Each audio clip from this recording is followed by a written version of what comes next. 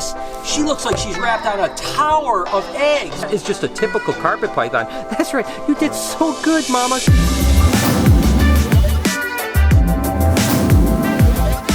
Hey, good morning, everybody. Welcome to the vlog. Today is the day. I know it. I've been saying this for about a week that this carpet python is gonna lay. So what do you say the first thing we do today, this morning, is check this little girl and see if she's got some... Oh, wait, what? Oh, there's eggs all over the place, and there's a bunch of infertile ones. This is not at all what I was hoping for. She's definitely wrapped around some eggs. There's eggs in the back over here, egg over there. Oh my gosh, this is crazy, but she definitely has a bunch of slugs. 1, 2, 3, 4, 5 slugs. What else does she have going on under here? Okay, she has some good eggs. Okay.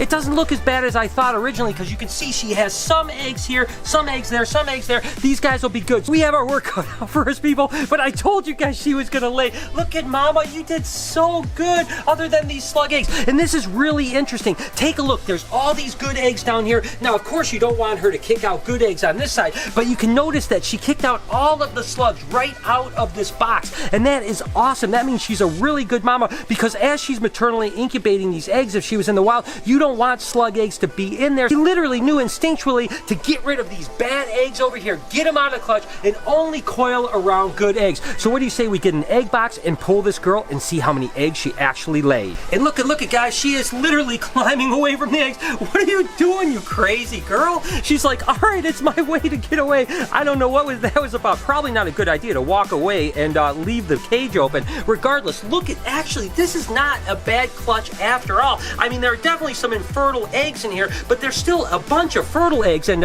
I tell you what, this girl is actually pretty tame for having a clutch of eggs. I mean, normally they're pretty protective, but this girl is just climbing around like nothing. So what do you say we get these eggs out of here? Again, the first thing we're going to do is pull these eggs here, and you can certainly see how small these eggs are compared to ball pythons. That is just a typical carpet python. That's right, you did so good, Mama. Thank you so much for this. And we're going to candle these eggs because she pushed them out. Now, I'm going to be honest with you, much like that kind of instinctual matter of getting rid of the slug eggs, sometimes when they push out an egg that looks fertile like this, sometimes the egg doesn't hatch. It's almost like they know that there's something wrong with that baby. So we'll go ahead, candle this, and we'll mark it, and we'll keep you guys updated to see if this one hatches, as well as these 3 in the corner here, because these guys got kicked out too. So it looks like there was 4 eggs total that got kicked out. And again, these slugs are just infertile eggs here. They're no big deal. Now, there was one little tiny infertile egg right here that was still within the clutch itself, but the rest of them look pretty good. Let's see, we have 2, 4,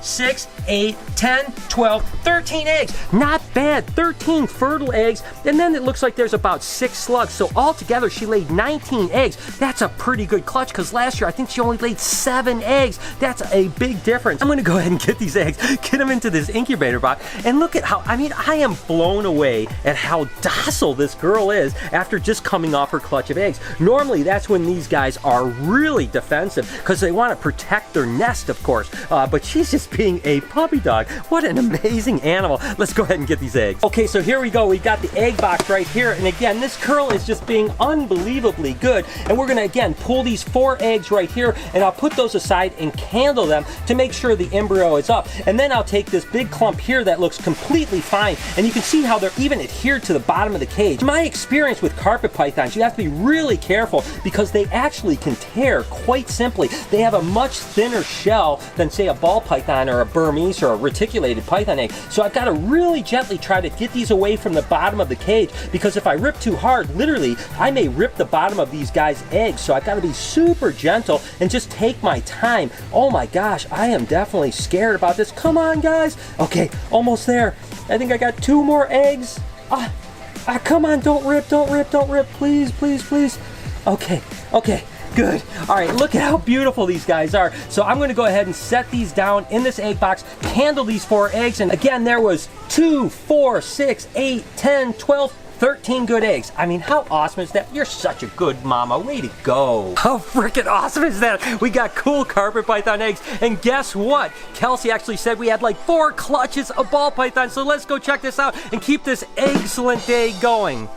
Okay, I won't ever say that again, but let's go see what we got. So we have some more clutches? Yeah, we got 4 clutches today. Oh my gosh, 4 clutches. Let's see. I mean, this is freaking awesome. I love this time of the year. So what do we have first? Pastel het clown female. Okay, this is a pastel het clown female. Bred to a clown male. Okay, bred to a clown male, so we can definitely, oh wow, look at this. She looks like she's wrapped on a tower of eggs. Oh my gosh, look at that. That is incredible. Let's see what she looks like in here. Oh my gosh, look at all those eggs. Oh my God, let's go ahead and get her down and we'll go ahead and pull this clutch. All right, Kelsey, do the honors here. Look at that. Ooh, doggy. Oh, whoop. She's got them piled high too, which you know what that means. That means Kelsey's gonna be removing some eggs in this clutch. She doesn't want to give these up. Come on, girl, it's okay. Come You're on, a good Mama. mom. Oh, and I had mentioned that Kelsey wants to have a couple females that we're gonna maternally incubate. So we're definitely gonna do that over the next couple weeks. We'll pick a couple females. We'll let them take it the whole way. We're gonna leave them with the eggs all the way till little babies pop out. So maternal incubation. But in the meantime, we are gonna pull all 4 of these clutches. So here we go. All right, looking good so far. Like I said, we're definitely gonna have to take these top eggs off because they're gonna be just a little bit high for these incubator boxes. But fortunately, it doesn't look like they're stuck together too terribly bad. So I think it's gonna be pretty easy. They feel pretty loose. Yeah.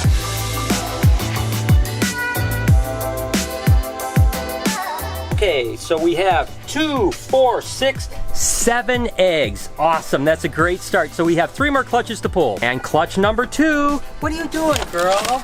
You're wrapped around a nice, beautiful clutch too. That's going good. And what's this bred to?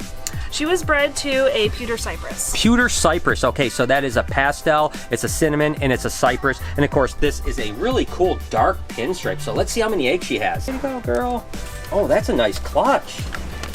It didn't look like there was as many eggs as I thought. Oh yeah, wow, no. that is awesome. Oh my gosh. Got 2, 4, 6, 8 eggs here. Nice, 8 eggs, and she's not that big of a girl. You can see she's not that big. So 8 eggs is pretty good, and it looks like we won't have to really pull any eggs off because they're kind of smooshed down pretty good. So hopefully they'll fit in the incubator box. I tell you what, it is so freaking awesome. And Kelsey, it feels good for you too because Kelsey works all summer long feeding these animals and then breeding them. And then of course, this is like the fruits of her labor. She's worked so hard. And by the way, fertility has been incredible, which means Kelsey has done a really good job because of course she didn't do a good job with having fertile eggs. I mean, infertile eggs happen anyways, honestly, even if you do everything right. But the fact that our fertility has been unbelievable is a real testament to Kelsey's hard work and dedication. So good job. Let's get on to clutch number 3. Okay, so this is a ghost pastel. And sure enough, just when I'm talking about how great the fertility is, we see a little slug over here. And of course, oh, 2 little slugs. This one passed yesterday. This one is from today. Gotcha. And basically, you'll see that sometimes a female, when they have infertile eggs right down at the end, sometimes they'll push them out a day early and then lay their clutch after. Let's hope the rest of the clutch does well. So this is obviously a ghost pastel, and it was bred to Ghost Cypress Honey.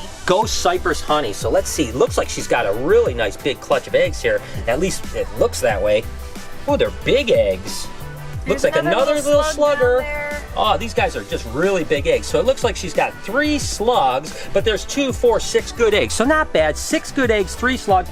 Still, it's not bad. And you know it, I jinxed myself when I was saying how great the fertility is. But I'll tell you what, honest to God, I'll take 6 good eggs and 3 slugs all day long. I don't have any problem with that. And that's just as probably at some point, maybe the male got a little bit too warm and some of his sperm was infertile, or maybe even the female had an issue. It's hard to say. Regardless, 6 good eggs is still an awesome clutch. And looks like we're just gonna get these in the box and go on to the last clutch. Okay, these are actually really cool. This is actually a pastel genetic stripe, which of course the co-dominant pastel genetic stripe would be a recessive, and it's bred to an actual motley bee banana. So that is of course a genetic stripe spider banana. So that's gonna be pretty cool. And it looks like she's got a pretty nice clutch of eggs here. I mean, take a look at this girl here. Let's see how many eggs she has. Oh, look at your girl, you look so good. Thank you for doing such a good job. Okay, let's pull this clutch. Oh my gosh, what a beautiful clutch of eggs. Oh, they look so good. Oh, watch out, little guy. Okay.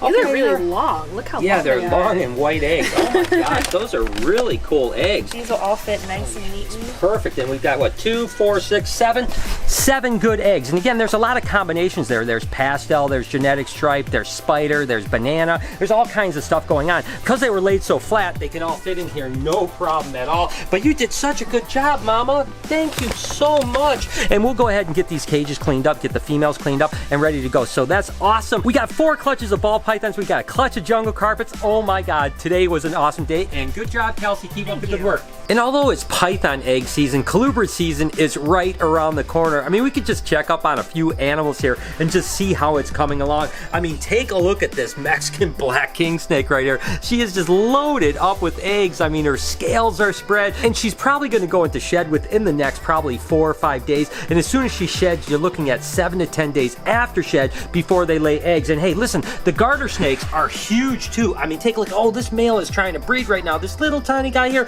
but look at how gravid that girl is. And we'll continue to breed until we're 100% sure that she's 100% gravid, which typically is when they stop feeding. But take a look at this cow king right here. Holy moly. I mean, just look at how fat that thing is. I mean, it's got a little skinny neck, and then you get down here and it's just like, bam, just loaded up with eggs. I mean, this girl is not far off too. My prediction is we'll probably get eggs in about a week and a half to 2 weeks, which is awesome because that's going to be right around the time that I get back from Africa.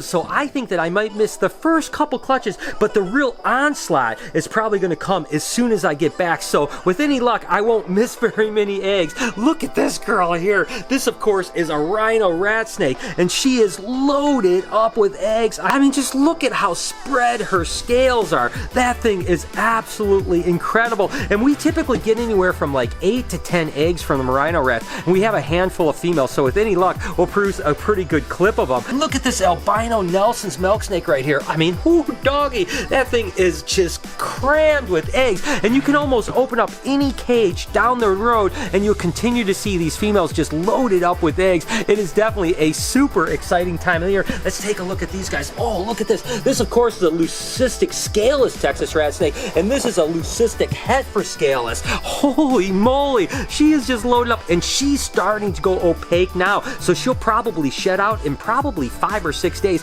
And again, 7 to 10 days later, we should get eggs from this beautiful girl right here. That male has done his job with this one, and we can pull him out. He doesn't need to breed her anymore because once they're going into shed, what's done is done. They're already ovulated, and we're either going to get good eggs or bad eggs. Regardless, it is definitely an awesome time of the year, and I can't wait to take you guys on the entire journey. Tonight is my last day home. I am going to miss things so much. I head out to Atlanta tomorrow, and then, of course, Africa after that. I am going to miss Lori. I'm gonna miss my dogs, my crazy dogs. I'm gonna miss my pond. I'm gonna miss everything. I'm gonna miss my animals back at BHB. I'm gonna miss the eggs. I'm gonna miss everything, but that's okay because we have some amazing adventures ahead, and I cannot wait to bring you guys along on them. Please, please, please join me on these adventures. I'm gonna need you guys because you guys are gonna make me feel like I'm at home. You know what I'm talking about? Regardless, you guys have an amazing day. Thank you, as always, for joining me. You guys mean the world to me, and I love you so much. Do me a favor and be kind to someone today, and I promise I'm gonna see you guys tomorrow.